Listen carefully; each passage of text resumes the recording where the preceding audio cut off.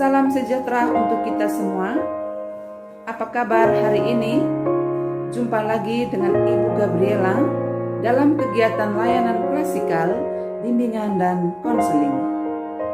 Ibu berharap semuanya masih sehat, tetap pakai masker, tetap jaga jarak, tetap cuci tangan, tetap di rumah saja, tetap semangat, tetap kompak, tetap jaga imunitas tubuh, tetap jaga persahabatan, tetap tenang, tetap berpikir positif, dan tetap berdoa.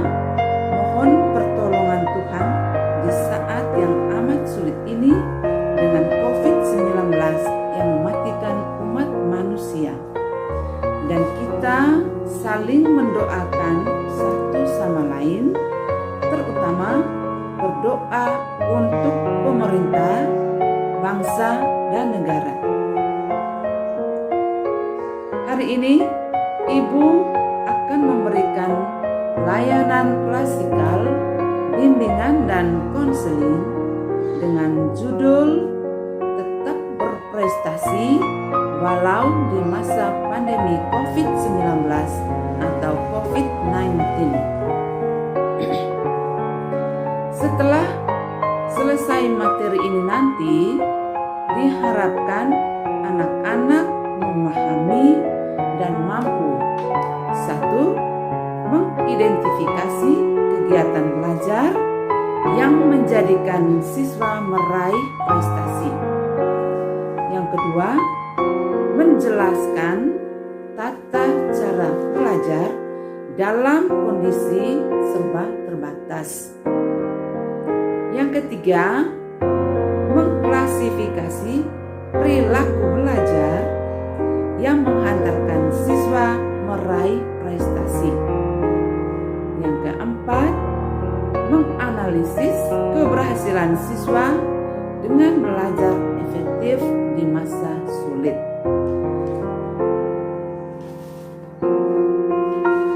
Pandemi. Apa itu pandemi? Tentu sudah tidak asing lagi memahami tentang pandemi tersebut. Pandemi adalah penyakit yang menyebar secara global, meliputi area geografis yang luas dan berjangkit secara serempak di mana-mana. Jadi, Pandemi COVID-19 semula berasal dari Wuhan, yang merupakan wabah yang kemudian berkembang menjadi epidemi. Nah, suatu pandemi dinyatakan saat ada penyakit baru di mana masyarakat tidak mempunyai kekebalan terhadap penyakit tersebut dan penyakit itu menyebar luas seluruh dunia secara tak terduga. Virus corona, apalagi virus corona, itu sudah memang terngiang-ngiang di telinga kita sejak tanggal 15 Maret atau resminya setelah belajar di rumah tanggal 19 Maret. Itu sebenarnya bermula di akhir tahun 2019 di beberapa negara.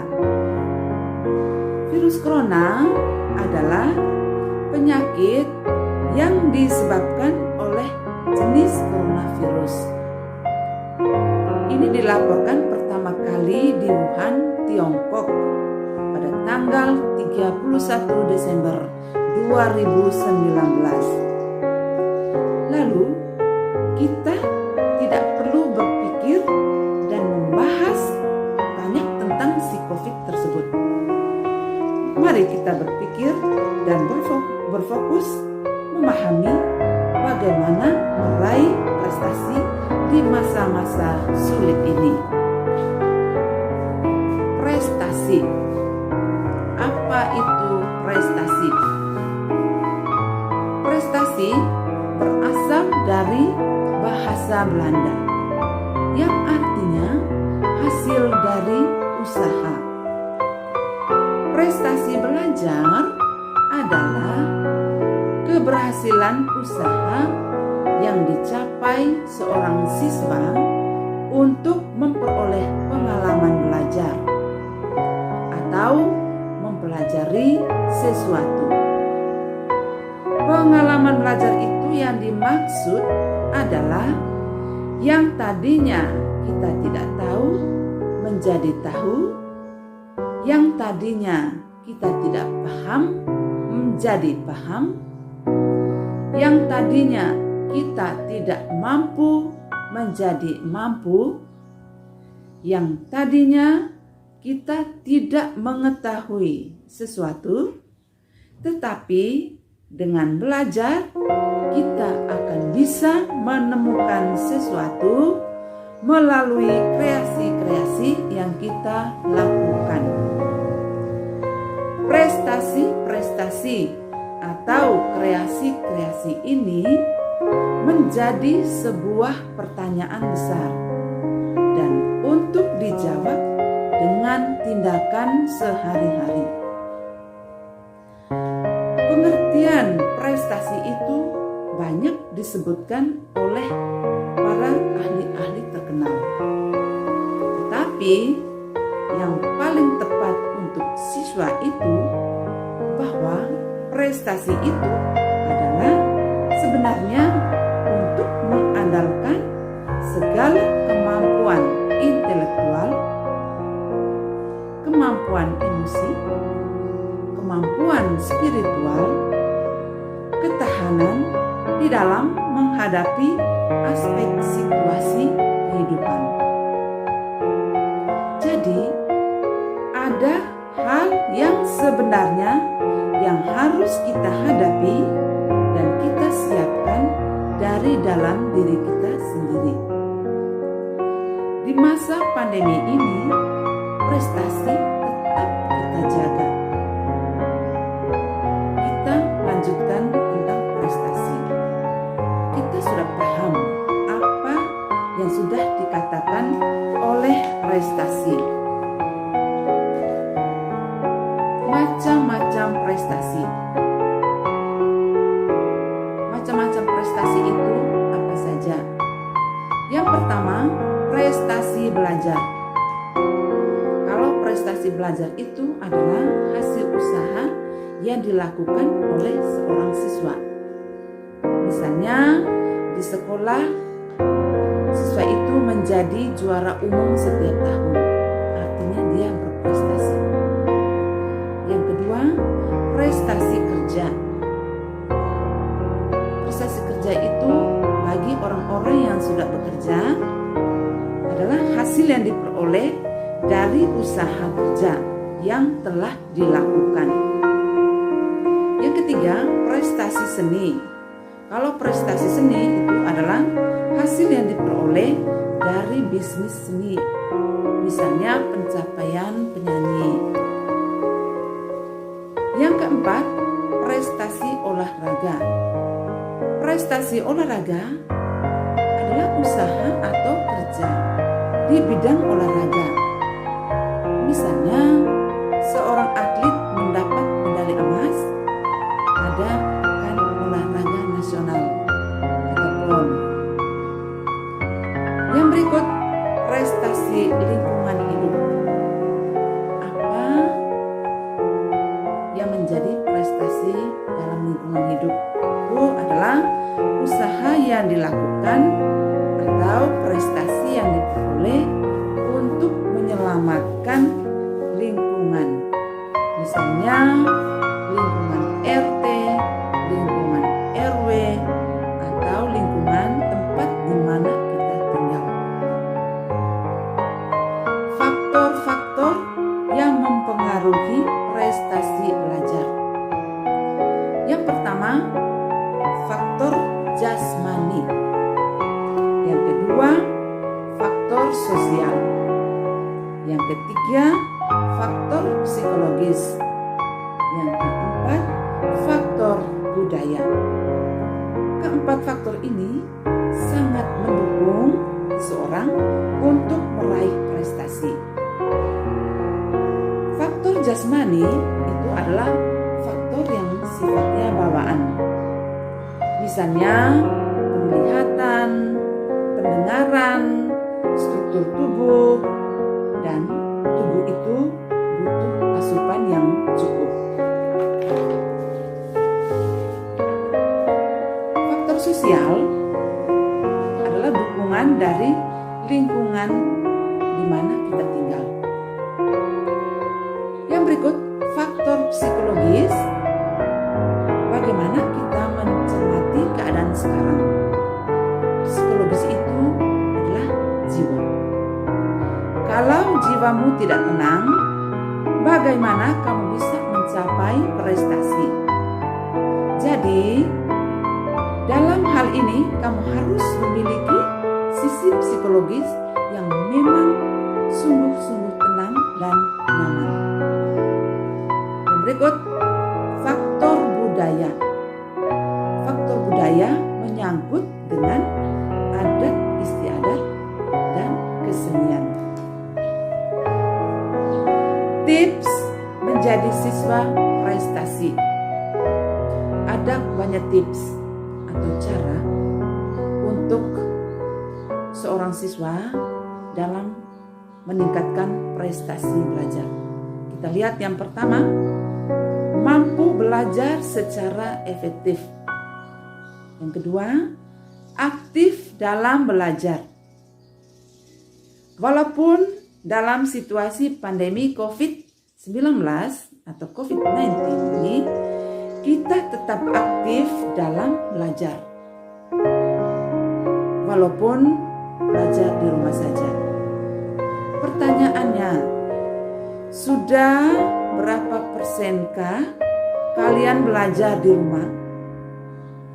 Jangan sampai setiap hari Bapak dan Ibu guru mata pelajaran menagih kewajibanmu. Yang ketiga, rajin mengerjakan tugas dan PR. Sudah sejauh mana kalian mengerjakan tugas dari Bapak dan Ibu guru? Ibu berharap kalian tetap semangat, tetap rajin untuk mengerjakan tugas-tugas atau PR yang diberikan oleh Bapak dan Ibu guru. Yang berikut, memiliki motivasi yang tinggi. Apa itu motivasi? motivasi. Ada dua motivasi. Ada motivasi intrinsik atau motivasi yang berasal dari dalam diri sendiri. Motivasi yang berasal dari dalam diri sendiri dan bukan dorongan yang disuruh oleh orang tua, bapak dan ibu guru maupun orang-orang yang berada di sekitar kita. Yang kedua, motivasi ekstrinsik atau motivasi yang berasal dari luar diri sendiri. Misalnya dorongan dari orang tua, dorongan dari bapak dan ibu guru, maupun dorongan dari orang-orang di sekitar kita. Contoh, seorang bertingkah laku karena adanya penghargaan, adanya pujian, adanya hadiah, adanya pengakuan, dan lain sebagainya.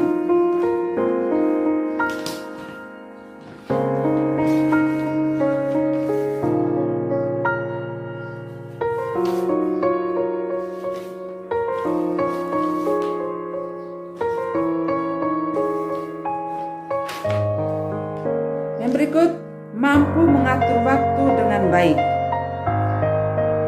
Dalam masa pandemi ini, kalian harus pandai mengatur waktu secara baik.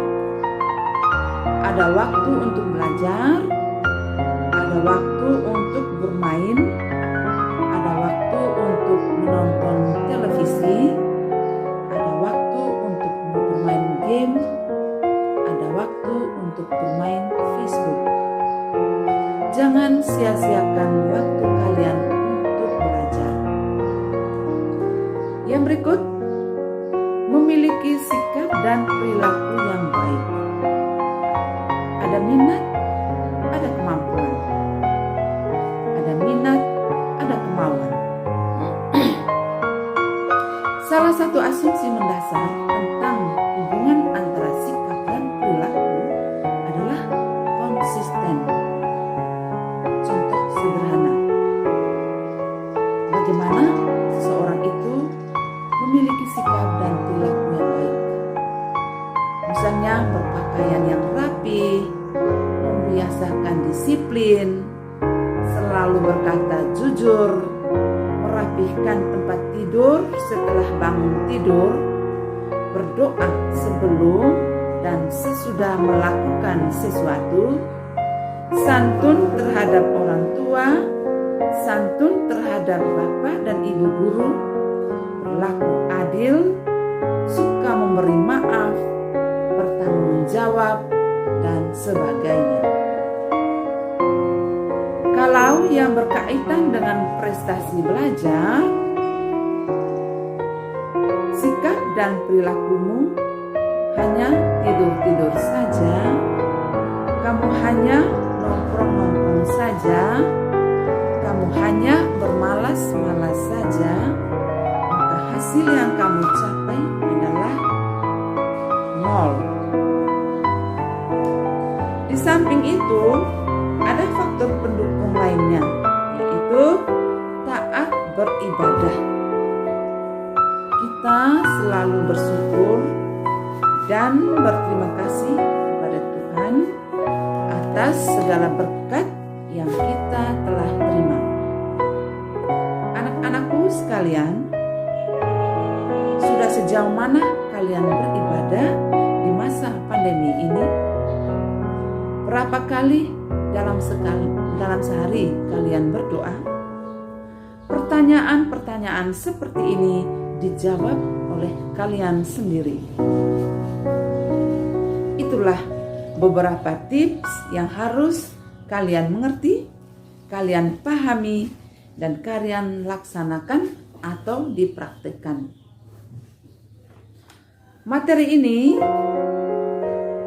Materi kali ini Ibu hanya memberikan beberapa yang terpenting. Yang sedikit ini kalian kemas dalam kehidupan sehari-hari dan dipraktikkan. Materi bimbingan dan konseling sangat menarik.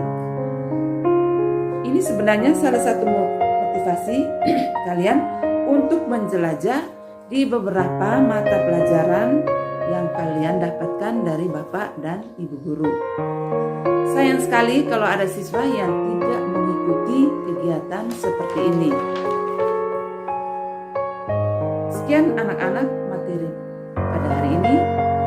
Jika ada pertanyaan atau materi yang kurang paham dari penjelasan ini, dengan senang hati disampaikan pada Google Classroom atau lewat WA Group. Sebagai bahan evaluasi, kalian melanjutkan mengerjakan tugas yang berkaitan dengan materi ini. Tugas yang pertama, sebutkan hal apa saja yang sudah kalian lakukan untuk berprestasi. Tugas kedua, setelah kalian menerima materi ini, apa yang akan kalian lakukan? Tugas dikerjakan di buku tugas, kemudian difoto dan dikirim melalui WA Group. Terima kasih. Semoga materi ini bermanfaat untuk kalian semua. Salam jumpa. Salam BK.